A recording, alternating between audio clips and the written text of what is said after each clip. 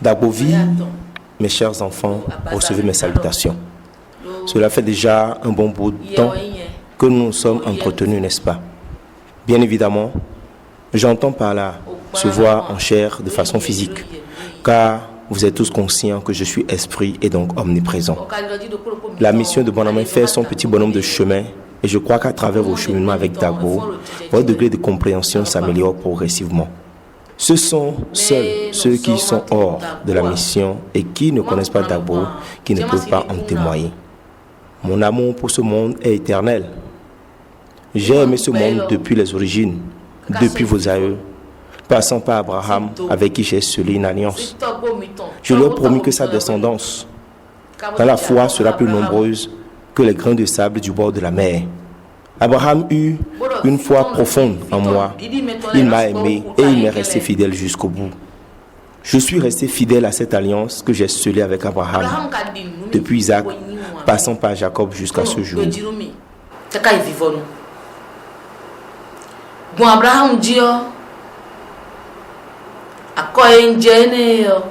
Au nom de la fidélité à cette alliance, je vous ai même envoyé mon Fils unique engendré, le Seigneur Jésus-Christ, votre grand frère, pour vous sauver de la mort. En vérité, je vous le dis, il a obéi à toutes mes recommandations en faisant ma volonté au point où il a vaincu la mort. Fort malheureusement, le monde est demeuré tel qu'il est.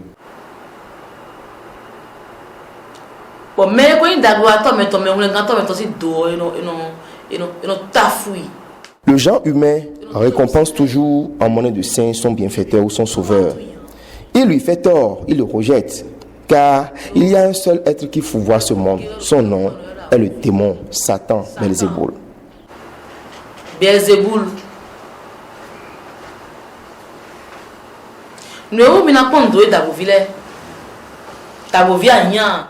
Que vous soyez Dagbovi ou non, quelle que soit votre catégorie, constatez avec moi cette triste réalité.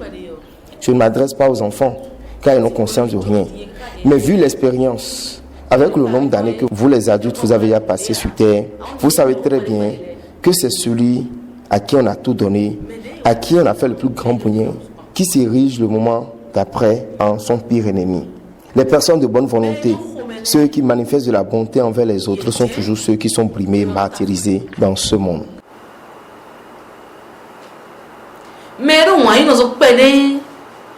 Les personnes qui ont un peu d'amour pour leur prochain, ceux qui ont un peu de gentillesse en eux, ceux qui sont quelque peu généreux sont toujours persécutés. La sorcellerie s'attaque à eux et détruit tous leurs biens. Leurs proches et intimes amis les jalousent. La jalousie s'amplifie et laisse place aux persécutions et aux martyrs. Ainsi va le monde.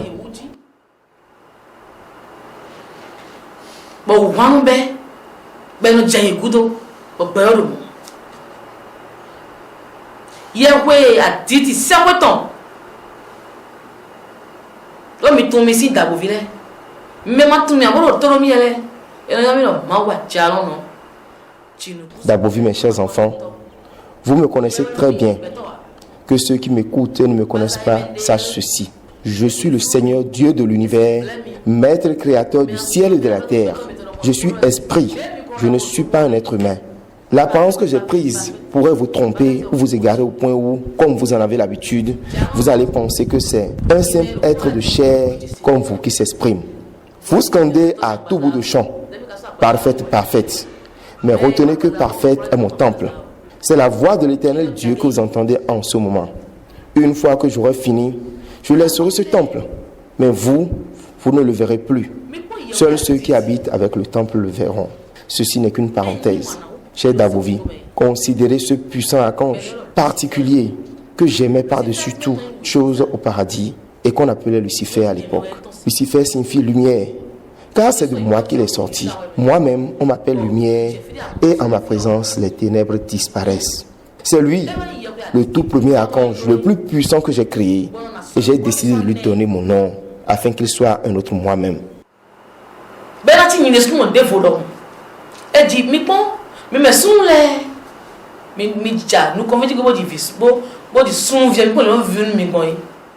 Tenez, lorsque l'enfant est né, d'un homme est un garçon. Voyez combien il s'en réjouit. Au point où si ce père se prénomme par exemple Gabriel, dans sa joie, il surnomme son fils aîné Gabriel Junior. Et il en est tout fier. Vous constatez aisément dès lors que c'est de Dieu que le genre humain a hérité le peu de sagesse dont il fait usage, n'est-ce pas? Le genre humain agit à la ressemblance du Dieu qu'il a créé. J'ai donné mon nom à Lucifer et je lui ai conféré d'être lumière. Je l'avais déjà conçu en premier avant de créer tous les autres archanges, Gabriel, Raphaël, Michel et les autres esprits de toute catégorie. Je lui ai conféré d'être leur chef dans la hiérarchie au paradis. À cause de sa jalousie, il s'est rebellé contre moi. Je ne souhaite pas ici rentrer dans les détails.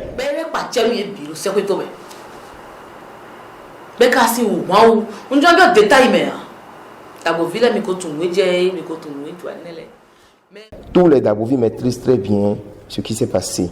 Quand bien même vous n'êtes pas Dabovi, vous lisez un peu la Bible, vous auriez compris certaines choses, même si ce n'est pas l'intégralité des faits. À cause de la jalousie, celui-là s'est retourné contre moi, son créateur, lui à qui j'ai tout donné. Il ne manquait de rien, pourtant il s'est rebellé. Lorsque celui qu'on aime plus que tout et en qui on a placé toute sa confiance, on vient à vous trahir, on se fâche très sérieusement, n'est-ce pas? Chers parents, lorsque vos enfants vous offensent, il arrive que vous prononciez dans un excès de colère, tu verras, ton enfant te rendra l'appareil. C'est une malédiction du genre que j'ai prononcée à son encontre. Et toutes les merveilleuses grâces dont il s'enorgueillissait se sont transformées en mauvaises choses. C'est dans cet état qu'il est rentré dans le monde pour s'en accaparer. C'est moi qui lui ai concédé ces merveilleuses grâces, n'est-ce pas? Lorsque par exemple un enfant se soulève contre son père en lançant contre lui des attaques, il peut le maudire en disant « La vie te le fera payer ». N'est-ce pas le même père qui à la naissance de son fils avait prononcé sa bénédiction sur lui en disant « Mon enfant, la vie ne sera que bonheur pour toi ». Et effectivement, l'enfant ne connaît que le bonheur jusqu'alors qu'il a ensuite maudit face à ses manquements en disant « La vie te le fera payer ». Les parents tiennent parfois de tels propos sous le coup de la colère à des moments donnés. Dès cet instant, la vie de cet enfant peut être fourvoyée à tout jamais. Cela signifie donc que la grâce de l'autorité parentale est puissante. C'est pourquoi, dans les 10 commandements donnés à Moïse, je lui ai recommandé. Dis-leur, dis aux fils d'Israël, tu respecteras ton père et ta mère pour que la grâce divine abonde dans ta vie. À ceux à qui il a été donné la grâce de procréer, ceux dont l'union donnera pour fruit une âme nouvelle, à ceux-là, on a également conféré la grâce de l'autorité parentale par laquelle s'accomplissent toutes leurs paroles prononcées sur leur progéniture. Or, c'est moi qui suis la source de toute grâce. Donc, je suis la grâce même de l'autorité parentale. Voilà que cette puissante grâce de l'autorité parentale a maudit Lucifer. Comprenez donc que sa vie et ses manifestations ne peuvent qu'être obscurité. C'est ainsi qu'il s'est libéré. Voici que le genre humain est constitué de chair, d'esprit et d'âme. À quoi est-ce qu'il faut alors s'attaquer en vous pour pouvoir vous dévier et par ce biais vaincre votre Créateur dans la guerre qu'on lui a déclarée? On ne peut que s'en prendre à votre corps. N'est-ce pas par la chair qu'on a pu atteindre Ève à travers la nourriture en la tenant par le ventre? Satan lui a dit, cueille et mange-en. Dieu est en train de bluffer, car il sait très bien que lorsque tu mangeras de ce fruit, tu deviendras libre. L'homme n'a d'autres ambitions que de se libérer de son Créateur afin d'être libre de jouir à plein temps du plaisir de la chair. Lucifer, qui est devenu Belzéboul, vous connaît depuis les origines, puisqu'il a demeuré avec Dieu au paradis. Il connaît très bien ce qui peut affaiblir le corps et arriérer l'âme. Il sait qu'on ne peut s'en prendre à l'esprit et triompher. Il sait qu'il faut s'attaquer à la chair qui finit par fléchir en arriérant l'esprit. Dès que la chair prend le dessus sur l'esprit, la chute de l'âme en est facilitée. Depuis que Belzéboul est descendu sur terre, il m'a mené une guerre sans merci. Abraham fait partie des modèles du genre humain qu'on peut taxer d'hommes fidèles à Dieu. Allez-vous me dire que Belzéboul, le démon, n'existait pas et ne persécutait pas le monde du temps d'Abraham? Le diable existait bel et bien en cette époque-là. Et pourtant, Abraham n'a jamais suivi Belzéboul. Il m'est resté fidèle jusqu'à son départ de ce monde. C'est tenant compte de cela que je me suis engagé à faire de sa descendance dans la foi une descendance plus nombreuse que les grains de sable au bord de la mer. Je suis en train d'honorer ma promesse depuis Isaac, passant par Jacob jusqu'à ce jour. J'ai même envoyé mon fils unique. De jour en jour, Belzéboul progresse dans la destruction de ce monde, conscient que si cette fidélité d'Abraham perdurait dans le temps et les générations passant par celle d'Isaac, de Jacob à David et à travers les siècles sans fin, je vaincrai sur la guerre qu'il m'a déclarée. Or, celui qui vous jalouse cherche toujours les voies et moyens pour vous atteindre, pour prendre ce qui ne lui appartient pas et que vous détenez en votre possession. Dans sa quête, il s'est dit qu'il fallait rompre la chaîne de cette fidélité à un niveau donné pour m'empêcher de réaliser pleinement mon plan sur la création. Sinon, ce serait terrible pour lui. Depuis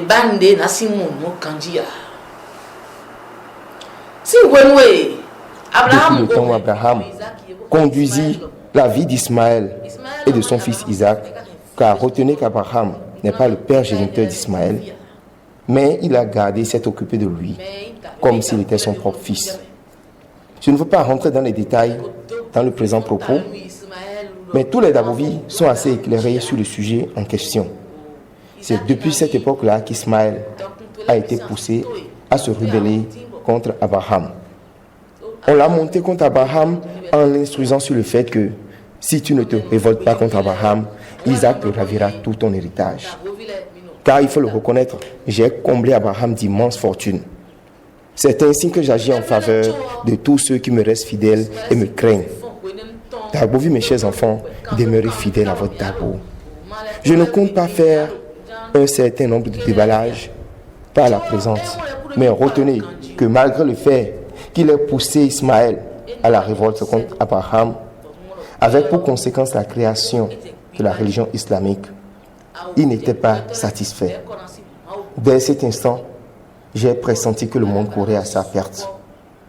Le diable s'est mis à détourner tous les hommes de la voie de l'Éternel et des perversités de tout genre se sont décuplées dans le monde. Chacun se lève, c'est pour créer son propre principe, ses lois, son propre code de vie. Et les lois sont devenues multiples. Les rois foisonnent de toutes parts dans le monde. Chaque peuple choisit librement d'adorer le Dieu de son désir. Tout a commencé à se produire comme si moi, le créateur de l'univers, je n'existais plus. Ce monde, je l'ai créé de mes propres mains et je vous l'ai légué en gestion déléguée.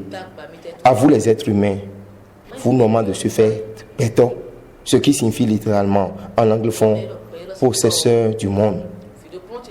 Vous les humains n'avez aucune idée de l'incommensurable amour que je vous manifeste. En réalité, ce n'est pas vous les propriétaires de ce monde. Si je dois appeler quelqu'un propriétaire ou possesseur de ce monde, c'est mon fils unique engendré, Jésus-Christ. Et moi, je suis le fabricateur souverain, le concepteur et créateur de ce monde. Pourtant, je vous ai conféré cette grâce en me prononçant sur vous que ce monde vous appartient, d'en disposer à votre guise. Cette situation est comparable à celle de tout propriétaire qui, ayant bâti sa demeure, la laisse en héritage à ses enfants, leur disant fièrement, c'est vous mes héritiers. Moi, je suis appelé à l'abandonner. Cette maison sera vôtre. C'est vous les propriétaires de cette demeure. Bien souvent, on dit à ses enfants, moi, je ne suis qu'un simple locataire dans cette maison. Vous êtes les futurs propriétaires, prenez-en bien soin, car on sait qu'on ne vivra pas éternellement. Après, les enfants diront aussi à leur progéniture, moi aussi, je suis un locataire ici, ainsi de suite. Ainsi, je vous ai considérés comme les propriétaires de ce monde. Je vous ai donné la liberté de vivre dans le monde que j'ai créé et d'en prendre soin, et vous voulez encore me l'arracher. Mes chers enfants, une image de ce qui se produit dans le monde aujourd'hui est celle de la parabole du vigneron dite par le Seigneur Jésus-Christ, votre grand frère. Ce monde est la vigne dont parlait le Seigneur, s'adressant à ses disciples dans la parabole suivante. Un homme avait une plantation de vignes et y engagea des ouvriers.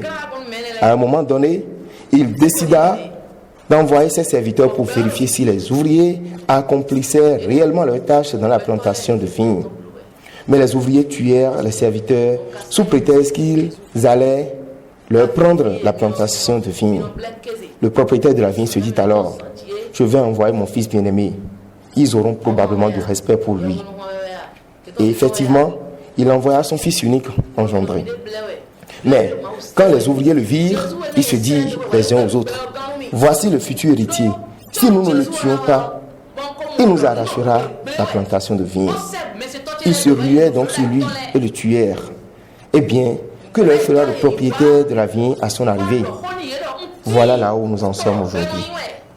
Le monde est dans vos mains et chacun en fait ce qu'il veut. J'ai alors envoyé le Seigneur Jésus, fils de David, lui que le monde et en particulier les fidèles de l'Église catholique romaine et les prêtres hypocrites feignent adorer le jour et une fois la nuit venue se retrouvent en nuit sabbatique pour rendre culte aux démons. Vous vous leurrez en pensant ainsi adorer Dieu. J'ai envoyé Jésus pour sauver ce monde. Mais avant sa venue, ayant constaté que ce monde pourrait progressivement à sa perte, j'ai envoyé devant lui mes serviteurs, que sont les prophètes, pour signifier au monde que j'existais encore.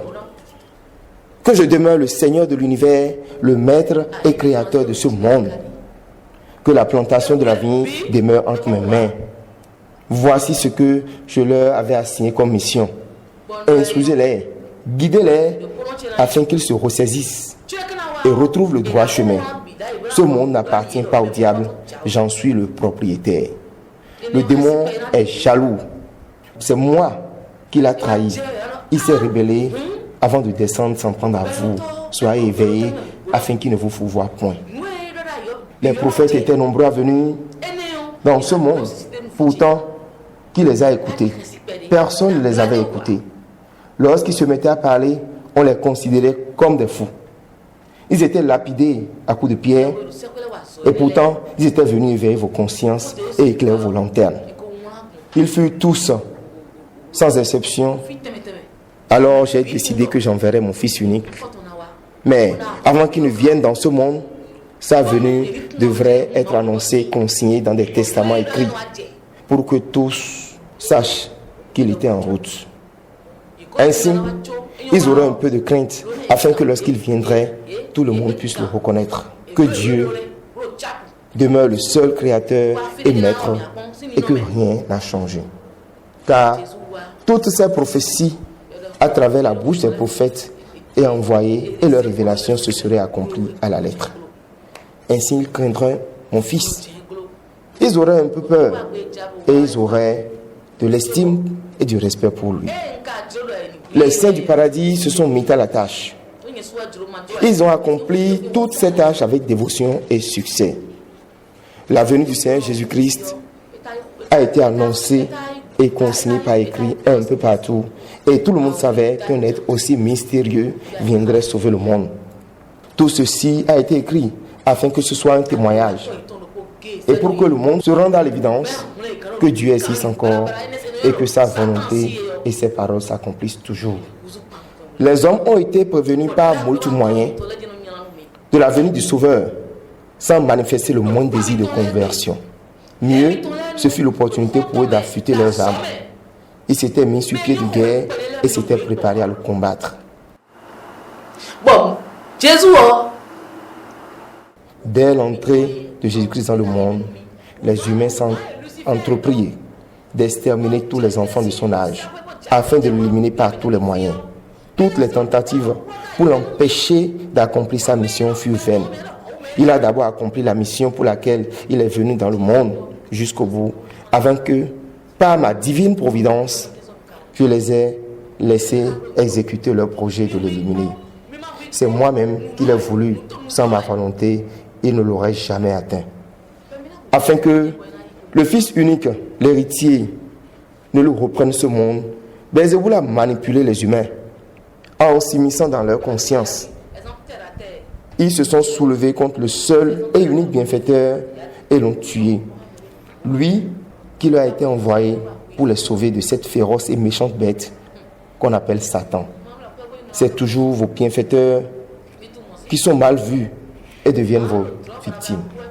Dans vos foyers, vos familles, parmi vos proches amis, dans vos services, nous remercions toujours en monnaie de singe ces bienfaiteurs. ceux qui ont en eux un peu de bonté. Vous vous en prenez toujours à ceux qui ont de bons comportements. Vous jalousez même vos proches et inséparables fidèles amis. À cause de la jalousie, certains détournent la femme de leurs proches amis, même au service des collègues de travail, font des gris-gris pour jeter des malfaisances contre leurs confrères juste pour leur nuire à cause de la jalousie. La jalousie qui a fait que Lucifer s'est rebellé et une fois descendu parmi vous, a semé cette même graine de jalousie dans vos cœurs, au point où vous allez jusqu'à jalouser celui-là même qui a créé son monde. Vous ne pouvez pas jalouser Jésus. Pourtant, c'est à cause de cette même jalousie que vous avez tué Jésus. Or, c'est lui le propriétaire. Que vous l'ayez tué ou pas, c'est sa propriété. C'est lui le propriétaire. La question que je m'en vais vous poser est la suivante. Allez-vous le tuer sans que cela n'ait de graves répercussions? Je vous donne un exemple terre à terre de ce monde. Si véritablement Dieu est avec un être humain qui a bâti sa maison et vous y a hébergé et que vous le tuez, cela vous sera difficile de demeurer dans cette maison. Vous le savez bien, n'est-ce pas? Vous ferez des cauchemars de tout genre. Vous verrez de 1000 manières le défunt jusqu'au point où vous fuirez de la maison sans même vous en rendre compte. Des exemples du genre sont légion dans le monde. Ceux qui ont véritablement Dieu dans leur vie et qui ont des destins inébranlables et qui ont bâti leur demeure, si vous les tuez pour vous en accaparer, vous les verrez jusqu'au point où vous fuirez. Car ce n'est pas vous le propriétaire de la maison, c'est plutôt lui. C'est lui qui a souffert pour construire sa demeure. Vous avez tué le Seigneur Jésus. Vous ne pouvez donc pas vous attendre à ce que tout évolue normalement dans votre vie, sans qu'il n'y ait des déconvenus, car il est toujours vivant. Ce qui est grave, c'est que vous n'avez tué que la chair. Vous n'avez pas tué l'être lui-même. Vous êtes leurré. Et vous n'avez fait qu'une simple comédie humaine, mettant en scène et vous convainquant que vous avez arraché le monde de ses mains, des mains de son propriétaire. Qu'avez-vous arraché? Vous n'avez rien arraché. Jésus est allé siéger auprès de son Dagbo et a planifié une nouvelle stratégie. Car lorsqu'on est en guerre et que la guerre fait rage, il faut faire marche arrière pour réfléchir à de nouvelles stratégies d'attaque. Le créateur de l'univers, qui a envoyé Jésus, Dagbo, que vous voyez assis ici, dois-je vous regarder et simplement croiser les bras et me dire, comme vous l'avez tué, que cela demeure un signe que le monde soit vôtre? Je ne peux pas parler en ces termes. Je ne pouvais que me mettre à réfléchir à de nouvelles stratégies à mettre en œuvre. Ainsi, Dieu s'est mis à réfléchir. Aujourd'hui, en voulant rentrer dans le monde, est-ce que vous l'avez appris avant que je ne vienne? En avez-vous été prévenu? Non. Vous ne l'avez pas entendu.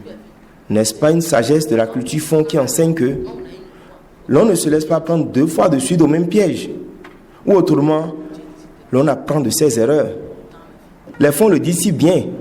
Du temps où l'on vous a prévenu de la venue du Seigneur Jésus, nous savons tous comment cela s'est terminé. Le Dieu qui a conféré un peu de sa sagesse aux gens humains, et en particulier à vous les Daoméens, qui retenez et appliquez que l'homme apprend de ses erreurs, cette sagesse de laquelle est issue votre intelligence. C'est moi, votre Créateur. Ainsi, vous auriez souhaité que de nouveau, je vous annonce ma venue, n'est-ce pas? Je ne pourrai que faire en sorte que personne ne soit au courant, ni prévenu de ma venue dans ce monde. Ainsi, je pourrai détruire ce que je souhaite détruire. Avant que vous ne vous rendiez compte que je suis là, ce serait déjà trop tard. C'est ce à quoi je m'attelle en ce moment. Avant même que les méchants, les sorciers, les mécréants, les fidèles de l'Église catholique romaine et leurs dignitaires ne se rendent compte que le vigneron qui est censé descendre et exterminer la race des méchants est là. Imaginez-vous un peu là où en sera déjà l'ouvrage en termes de progrès. Ce n'est que les humains de ce temps qui perdront. Dieu ne perdra rien. Dieu et l'être humain, sa créature, ne sauraient s'engager dans un bras de fer dont l'homme triompherait. C'est chose impossible. Ce ne sont donc que les hommes de ce temps qui ont tout à y perdre. Chers d'Abovi, hommes comme femmes, vous mes créatures qui êtes devant moi en ce moment, voyez depuis quand nous sommes en train de parler de cette mission de Bonhomme. 10 ans se sont déjà écoulés.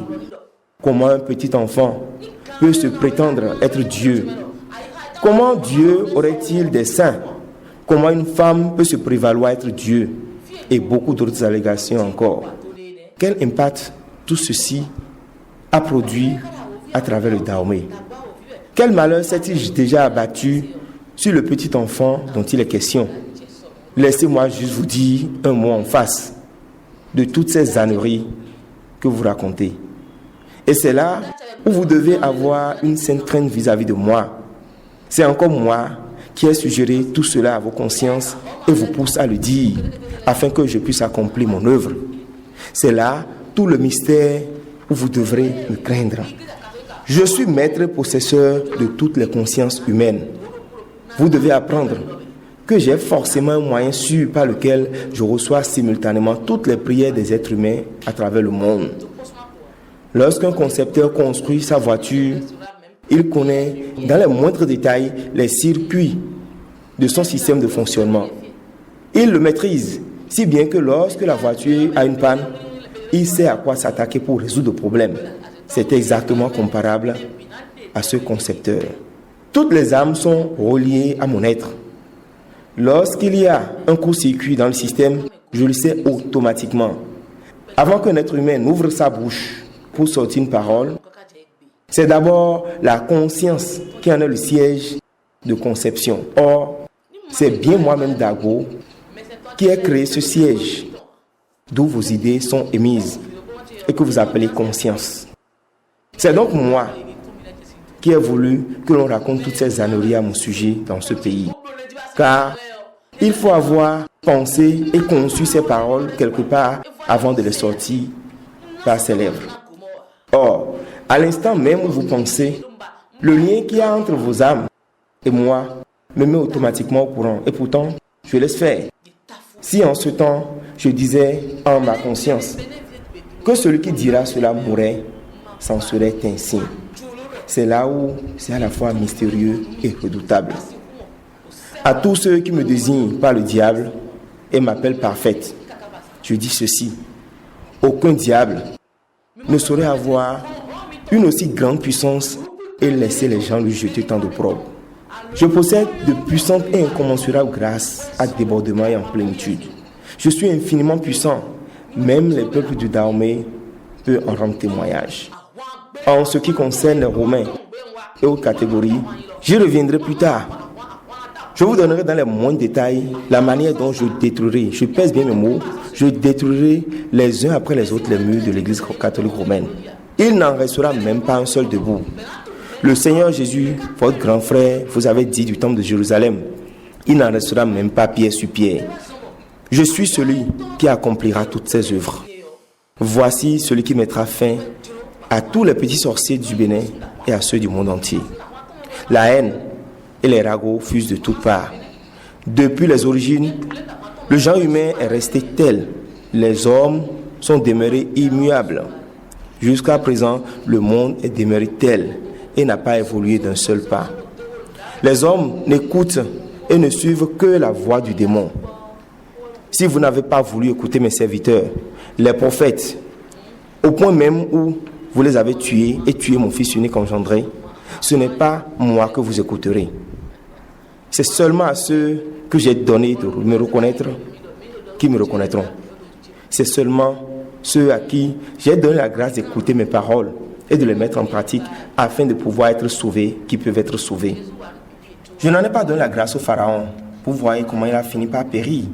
Il est mort à tout jamais.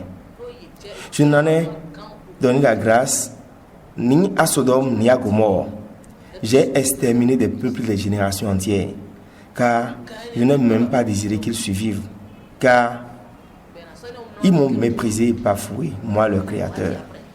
Si je ne désire pas qu'un béninois me reconnaisse, et même afin de pouvoir rentrer dans mon paradis, il ne le pourra pas. Il ne fera que raconter des blasphèmes jusqu'à l'avènement des 3 jours de tribulation. Ne croyez pas un seul instant que c'est de votre propre force ou de votre propre capacité, ou mieux, c'est la volonté ou le fait d'être un bon orateur béninois qui fait qu'on m'a déclaré la guerre. C'est plutôt moi-même qui ai voulu qu'on me déclare la guerre, car je suis venu déclarer la guerre et livrer un combat farouche. Il est donc normal qu'on me déclare la guerre en retour. Dans une guerre, il faut forcément une partie adverse pour qu'il puisse y avoir affrontement. Sinon, la guerre n'aurait pas de sens. Il n'y a pas de combat à sens unique sans camp adverse. Vous ne verrez jamais un être censé brandir tout seul son épée pour se mettre à frapper dans le vide. Il faut qu'il y ait quelqu'un devant lui pour mesurer la force de frappe de chacun. C'est purement et simplement là toute la vérité. C'est pourquoi je vous le dis en vérité. C'est moi-même qui ai voulu qu'on me déclare la guerre ici au Bénin. Je ne saurais déclarer la guerre aux gens et souhaiter qu'en retour on ne me déclare pas la guerre. Sinon, ce ne serait pas une vraie guerre. Moi, je sais comment je suis en train de déclarer la guerre aux gens, même si cela ne vous est pas sensiblement accessible. Je suis Dieu, le sous-marin qui agit en sourdine. Lorsque la dose de feu calcinateur atteint son seuil critique, les cris de détresse fusent de toutes parts.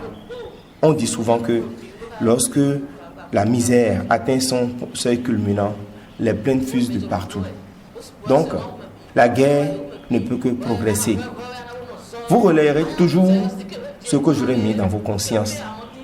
Et je vous aurais ordonné de dire afin que le combat progresse. Ne voyez-vous pas que je les ai conduits à la perdition? Jésus leur a accordé tous les bienfaits et pourtant, ils ont demandé qu'on le tue. C'est quelqu'un qui leur a ordonné de dire de le tuer, car il ne s'était pas rendu digne d'être sauvé dans l'amour du Christ. Donc, à cet instant précis, il devait dire de tuer Jésus, leur unique bienfaiteur, afin que l'on retienne cela contre eux, qu'ils en soient plus tard condamnés.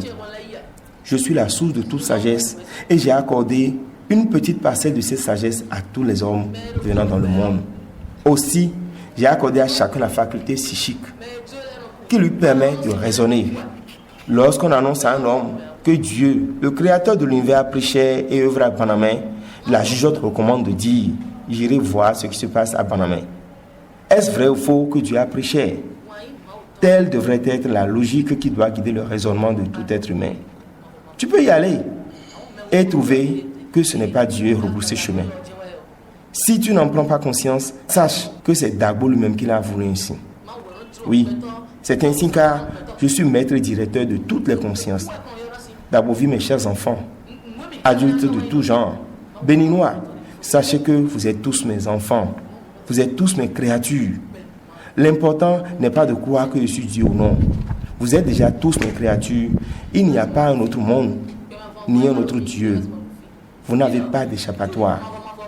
Et vous, qui feignez être énervé et qui scandez, comment parfaite peut prétendre être Dieu? Moi, j'estime pour ma part que vous n'êtes pas réellement en colère, car vous ne pouvez pas vous énerver contre moi, sortir de ma maison puis vous coucher au seuil de mon portail et prétendre que vous êtes fâché contre moi. Comment comprendre que vous soyez fâché contre moi et que vous ne preniez pas la décision de sortir de mon domicile et bizarrement, vous allez vous coucher au seuil de mon portail?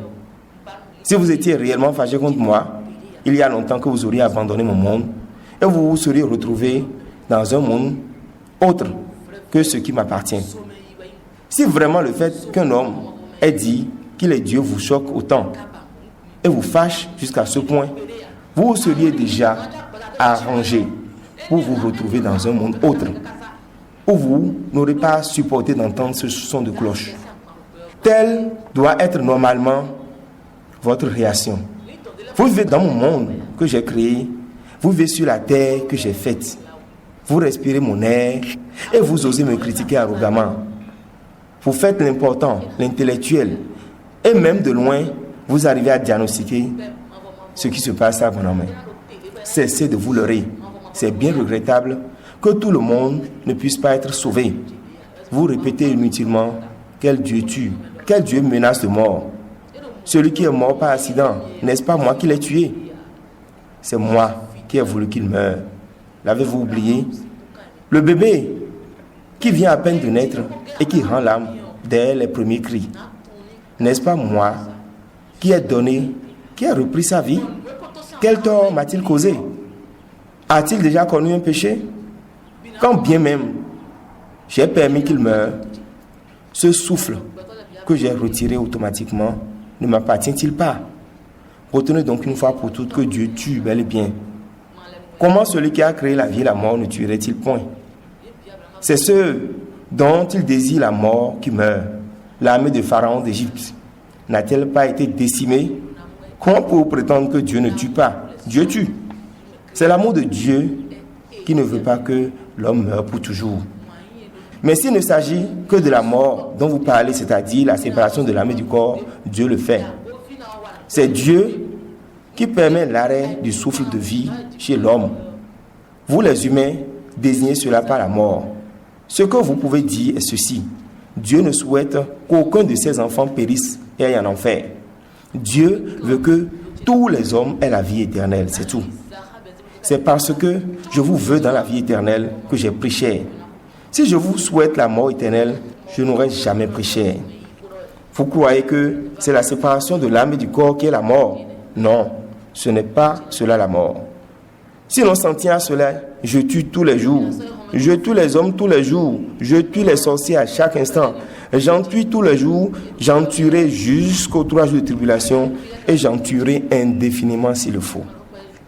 Ce que j'appelle mort, ce n'est pas la séparation de l'âme du corps. Non, je ne souhaite pas la mort éternelle. La véritable mort, je ne la souhaite à aucune âme, aucune de mes créatures.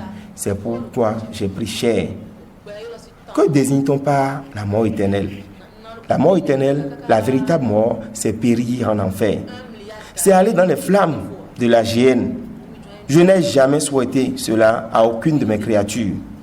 Mais s'il ne s'agit que de cette séparation de l'âme et du corps, je le ferai éternellement, car le monde ploie sous le joug des hommes pervers et des méchants. Si les âmes d'une certaine catégorie d'hommes ne se séparaient pas de leur corps qu'ils habitent, ce serait une vraie catastrophe, car beaucoup d'âmes innocentes font pitié sous leurs méchantes actions. L'âme qui se sépare du corps va-t-elle périr? Périrait-elle en enfer alors qu'elle aurait pu aller dans la vie éternelle? Je n'ai jamais souhaité cela à aucune de mes créatures. C'est pourquoi je suis actuellement dans ce monde rempli de tas d'immondices et vous permettez de jaser à mon endroit. Malgré cela, mon amour pour vous ne s'épuisera jamais. Je suis fidèle à mon peuple puisque vous êtes tous de la race d'Abraham. Je revaudrai éternellement à Abraham sa fidélité et tous ceux qui sont de sa lignée doivent savoir qu'ils peuvent compter sur moi. Moi, j'estime pour ma part que tous les hommes sont descendants d'Abraham. Ceux qui se réclament descendants et patriarches d'Abraham, que ce soit les chrétiens, les musulmans ou les évangélistes, ils ont tous raison. Mon amour ne finira jamais. Mon amour est éternel. Mon amour pour les hommes, pour mes créatures est éternel. Quelle que soit la noirceur de vos péchés que vous auriez commis, quelles que soient les opprobes que vous auriez jetés sur la mission de Bonhomme, quelle que soit la gravité des actes posés par l'État pour vie, quelle que soit la faute commise, que la terre tremble, que le ciel s'effondre, je suis amoureux de mes créatures, j'en suis réellement amoureux. Il n'y a rien qui puisse me séparer de vous. Je combattrai Belzéboul jusqu'au bout. Et si malgré cela, une créature choisit délibérément de mourir éternellement, il mourra. C'est l'enfer qui est considéré ici comme la mort éternelle. Il ne s'agit pas de la séparation de l'âme et du corps. Mais bien aimés, nous allons nous en arrêter là aujourd'hui. J'ai souhaité m'adresser à toutes mes créatures répandues à travers le monde, car les Dabovi ne sont pas mes seules créatures. Nous nous rencontrerons encore à une autre occasion, car même si je consacrais 1 milliard d'années à vous raconter ce que j'ai sur les lèvres, ce que j'ai dans mon fond intérieur, l'histoire de ce monde, je n'en finirai pas. Si vous désirez avoir plus de connaissances, mieux connaître ce monde, me connaître davantage et savoir comment vous y prendre dans ce monde, venez m'écouter. Si vous désirez avoir des éclaircissements sur l'origine de la mission de Bonhomme, raison pour laquelle l'Église catholique romaine s'est révoltée contre la mission de Bonhomme, qui est réellement parfaite, quelle est son histoire, quelle est la doctrine de la mission de Bonhomme, plus d'éclaircissements sur la mission de Dagbo, comment vivre avec les sorciers, comment identifier un sorcier, quelle vie mener pour accéder à la vie éternelle et rencontrer un jour Dagbo. Prenez rendez-vous avec cette série d'enseignements qui vient de démarrer. Actuellement, vous ne voyez que mon temple et non moi-même. C'est seulement ma voix que vous entendez. Si je sors brusquement de ce corps, à l'instant même, aucun d'entre vous ne peut s'arrêter devant la caméra. Personne ne peut s'arrêter devant l'écran. Je suis feu, je suis esprit. Si vous avez besoin d'éclaircissement sur d'autres sujets, et même sur les événements qui se sont succédés dans la mission de Bonhomme jusqu'à ce jour, que ce soit les propos mensongers que vous avez entendus, venez donc suivre. C'est ouvert à tout le monde, que vous soyez d'Agovi ou non. Sachez que c'est toujours un plaisir pour moi de parler à mes créatures, car je suis fier d'avoir prêché et d'être parmi vous. La calomnie, les injures n'ont aucun effet sur ma personne, puisque je suis le père de toutes les calomnies, de toutes les injures. Donc, la honte et les injures n'ont aucun effet sur ma motivation à vous sauver. Mon seul souci, c'est votre salut. Vous serez sauvés de gré ou de force. Merci à tous. Que les grâces célestes pleuvent en abondance sur vous et vous délivrent dans vos foyers. Des difficultés de foyer, des difficultés de vos vies respectives, des soucis, des souffrances corporelles, des difficultés que vous rencontrerez sur vos chemins, dans vos services, en amitié, au marché, entre frères. J'ai le pouvoir de vous délivrer de toutes ces choses. Que cette grâce jaillisse sur chacun d'entre vous et vous délivre de toutes les embûches pour que vous ayez la paix afin d'être des hommes dignes dans votre vie. Je m'en arrête là tout en vous remerciant. Au nom de Dagbo, lui qui est Père.